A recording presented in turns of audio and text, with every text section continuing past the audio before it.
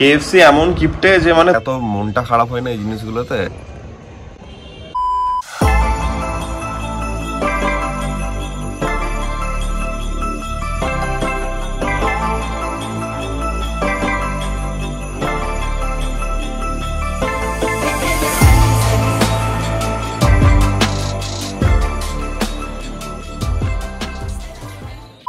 Good morning everyone and welcome back to the channel. আজকে কি plan করেছিলাম জানো? আজকে প্ল্যান করেছিলাম ভোরবেলাতে 6টার দিকে বেরোবো, একটু সানরাইজ দেখবো। 6টা না 5টার দিকে বেরোবো, সানরাইজটা দেখবো। ওই টাইম একটু ফটোশ্যুট করার প্ল্যান ছিল, তো ভেবেছিলাম ময়দানের দিকে যাবো। একদম সকাল সকাল থাকবে, ওয়েদারটা একটু ঠান্ডা ঠান্ডা থাকবে। ঘুম থেকে উঠলাম 11টার সময়, মানে যা তা আর কিছু করার নাই। ব্যাপারটা এই জন্যই এমনি হচ্ছে, তার কারণ হচ্ছে সারা সপ্তাহটা যে লেভেলে হেক্টিক যাই, তো একটা দিন কিছু করার থাকে না। তো এই যে ওয়ে নিয়ে বসে আছি, ওয়ে খাবো, দিয়ে একটু দেখি টুকটাক লাঞ্চ কিছু করব, চিকেন আর ভাত খেয়ে নেবো, দিয়ে প্ল্যান করছি বেরোবো। কারণ অনেক দিন হয়ে গেল কিছু ফটোশ্যুট করিনি, অ্যান্ড ইনস্টাগ্রামটাও তো একদম পুরো ডেজার্ট হয়ে গেছে, পুরো একদম কিছু বলার নেই।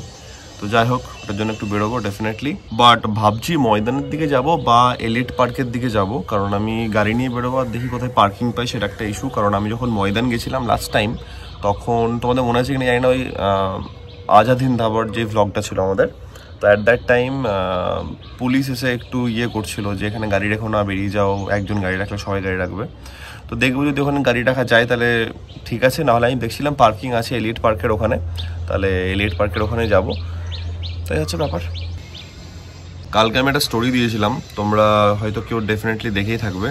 গাড়িটা কাছে ওয়াশে নিয়ে গেছিলাম, বাড়ি ঢুকলাম, ওয়াশ কমপ্লিট হওয়ার পর গেস হোয়াট, আমি কি দেখছি, এটা কেউ একটা চাবি দিয়ে এভাবে গর্ত করেছে, টিপে। মানে সিরিয়াসলি আমার কিছু বলার নেই, পুরো গর্ত হয়ে গেছে জায়গাটাতে। মানে আমার দেখে এত মনটা খারাপ হয় না এই জিনিসগুলোতে। বনেটের ওপরে কালকে গাড়িটা ধোয়াতে নিয়ে গেছিলাম, ধোয়ানো কমপ্লিট হওয়ার পর যে হালকা ধুলোগুলো ছিল সেগুলো যখন সরলো, দেখছি প্যাসেঞ্জার সাইডের বনেটের ওখানটাতে 5 থেকে 6খানা ডট, মানে চাবি দিয়ে কেউ এভাবে গুটিয়েছে জায়গাটাকে, দিয়ে পুরো পেন্ট উঠে দিয়েছে। মানে সিরিয়াসলি ভাই আমার কিছু বলার নেই। মানুষ এগুলো কেন করে আমি বুঝি না, মানে হিংসা না কি? হিংসাই হবে ভাই ডেফিনেটলি, আর কি, মানে এগুলো উচিত না করা। আপাতত থাকবে ওটা, পরে ঠিক করবো, কারণ এমনিও বিশাল কিছু চোখে লাগছে না। বাট ডেফিনেটলি আমার গাড়ি, আমার তো চোখে লাগছে ওই জিনিসটা, ছোট হলেও, মানে বড় কিছু লাগছে না দেখে, বাট স্টিল। যাই হোক, ওয়েটাকে কমপ্লিট করি। এখন আর হেভি কিছু খেলাম না, কারণ এত লেট করে উঠেছি, তো ডাইরেক্ট লাঞ্চ করে নেবো আর ঘন্টাখানেক ওয়েট করে। তাহলে একটা কাজ করি, আমি ফ্রেশন আপ হই, স্নান ফান করি, তারপরে বেরোনোর সময় দেখা হচ্ছে। দেখা যাক কোথায় যাই আজকে। আর ভাবছি কিছু একটা বাইরে খাবো, কারণ অনেকদিন সেরকম কিছু খাওয়া হয়নি। আর কিছু আমি দেখছিলাম ইনস্টাগ্রামে আমাদের যারা স্ট্রিট ফুড ব্লগ করে, অনেক জায়গা নতুন আমি দেখতে পেলাম, তো ভাবছি কোনো একটা জায়গা ট্রাই করবো গিয়ে, দেখা যাক। Good morning everyone and welcome back to the channel. Welcome back to the channel হয়ে গেছে এখানে অলরেডি। আমার এই ব্লগটাও রেডি, এটা তোমরা দেখে নিয়েছো, এটা মানডে চলে এসছে ব্লগটা। এটা হচ্ছে পুরো বানারসের কমপ্লিট ডিটেল ব্লগ। তো আমি বলবো যদি কেউ বানারস উজ্জৈন যাচ্ছ, ডেফিনেটলি ব্লগগুলো দেখতে পারো। তার কারণ হচ্ছে কি, আমি পুরো ডিটেইলড ওয়েতে বলেছি অনেক জায়গাতে, যেটাতে তোমাদের ঘুরতে অ্যান্ড দেখতে অনেকটা সুবিধা হবে। তাই জন্য ব্লগের সাইজগুলো অনেক বড় হয়েছে, অন অ্যান অ্যাভারেজ 17-18, এটা তো প্রায় 30 মিনিটের কাছাকাছি হয়ে গেছে। তো দেখো, অ্যান্ড ডেফিনেটলি আমাকে জানিও তোমার কেমন লাগলো।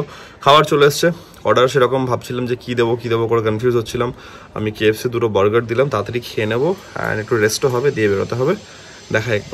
দেখাই একবার মানে এমন করছি মনে হচ্ছে তোমার জীবনে বার্গার দেখোনি, বাট স্টিল দেখাই। যে আমাদের ফুরকির, বাই দ্য ওয়ে ফুরকির কে বলো তো?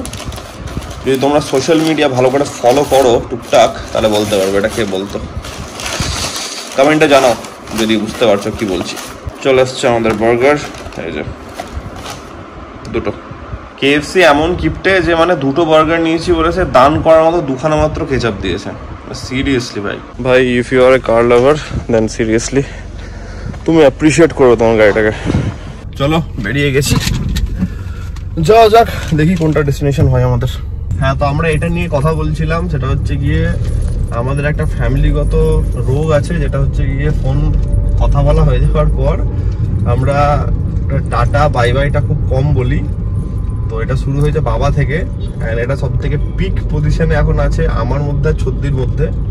তো ছদ্দি যদি ব্লগ দেখছে, অবভিয়াসলি ও ব্লগ দেখছে, ওটাতে রিলেট করতে পারবে। আমাদের যখন কথা হয়ে যায়, হ্যাঁ ঠিক আছে এটা হলো নয় হলো, ঠিক আছে ঠিক আছে বলার পর ফোন কেটে দেবে। ছদ্দি সব থেকে বেশি ফাস্ট ফোন কাটে। তো এগুলো একটু আছে বেশি কিছু ফানি ব্যাপার। আমি যেহেতু অফ ক্যামেরা এখন কথা হচ্ছিল, তো ওই সিচুয়েশনটা আমি ফুটিয়ে তুলতে পারলাম না, বাট যাই হোক ব্যাপারটা বুঝে গেছো। আমরা যাচ্ছি এলিয়েট পার্ক, ক্যান্সেল করে দিলাম যাওয়া, কারণ 4টের মধ্যে নাকি বন্ধ হয়ে যায়। তো যাবো হচ্ছে আমাদের ময়দান। আর ময়দানে যাওয়ার আগে দেখতে হবে যে কোথায় গাড়ি রাখা যেতে পারে।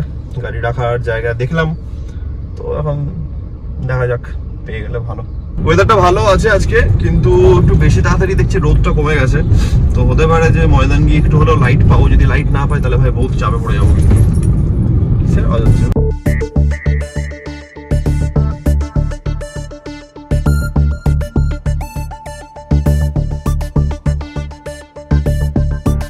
ফার্স্ট টাইম খাচ্ছি ময়দানের পাপড়ি চাট, 60 টাকা দাম, দেখে তো হেভি লাগছে।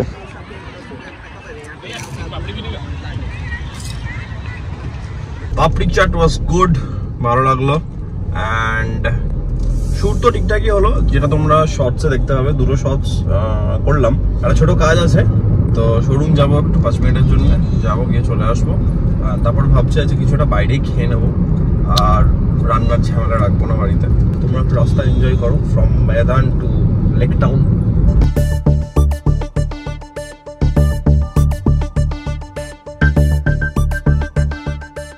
শোরুমে এসেছিলাম, শোরুমের কাজ হলো। আমি শোরুমের ঠিক অপোজিটের একটা গলিতে গাড়ি রাখি, ওখানে একটা জেঠু আছে, খুব ভালোবাসে। আজকে দেখেছে, নিয়ে ধরেছে এই বাটি সাপটা খাও, নিয়ে আবার জেঠিমা বাটি সাপটা দিল, একটা খেলাম, একটু গল্প টল্প করছিলাম। দেখি তো হয়ে গেল, এখান থেকে বেরোবো। পেটটা একটু ভর্তি লাগছে, আইদার কিছু খাবো না খাবো না আমি জানি না, কারণ একটু আজকে সানডের দিনটা না, আমি একটু লাইটও খেতে চাইছি। কেন আবার তখন বার্গার খেয়ে নিলাম, বার্গারটা এতটাই পেট ভরিয়ে দিয়েছে না দুপুরবেলাতে, বিশাল পেট ভরিয়ে দিয়েছে। তো দেখি, স্টিল ডিসাইডিং ওয়ালা ব্যাপার চলছে, বেরো এখান থেকে।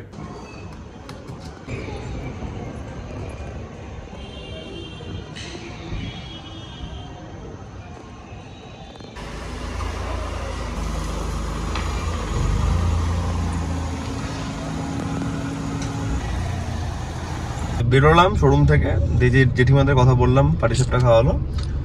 জেঠিমা আমাকে বলছে তুমি না খুব মোটা হয়ে গেছো। ভাই এসব বলো না, এসব শুনে বুকে হাত হয়ে যাবে। নে বোঝালাম আমাদের মোটা মানে কি, গেন করা কাকে বলে। আগে একটু রোগা রোগা ছিল তখন ভালো লাগতো, এখন মোটা লাগছে। যাই হোক, একটু টাইম নিয়ে জেঠিমাকে বোঝানো হলো কি ব্যাপার, গেনিং কাকে বলে, ডায়েটের ব্যাপারটা কি থাকে। দিয়ে আমরা এখন বেরোচ্ছি। আমরা আছি হচ্ছে সিমলা বিরিয়ানির পাশে, অ্যান্ড অ্যাজ ইউজুয়াল আমাদের ইনফেমাস লেক টাউন ক্লক টাওয়ারের সিগন্যালে দাঁড়িয়ে আছি।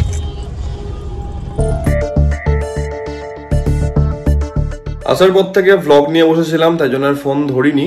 তো ভ্লগটা ফাইনালি এখন আপলোড হচ্ছে। খাওয়া দাওয়া জাস্ট করলাম, অ্যান্ড বেজে গেছে অনেকটাই, 12টা বেজে গেছে। খাওয়া দাওয়া হয়ে গেছে, শুয়ে পড়বো। ঢেকুর উঠছিল, তো কালকে সকালের আমার কিছু ব্রেকফাস্টের প্রিপারেশন থাকে, সেগুলো আমি করে রাখলাম। অ্যান্ড ফিটনেস বা জিম নিয়ে একটা আপডেট, সেটা হচ্ছে গিয়ে একটা প্রোগ্রাম চলছিল আমাদের।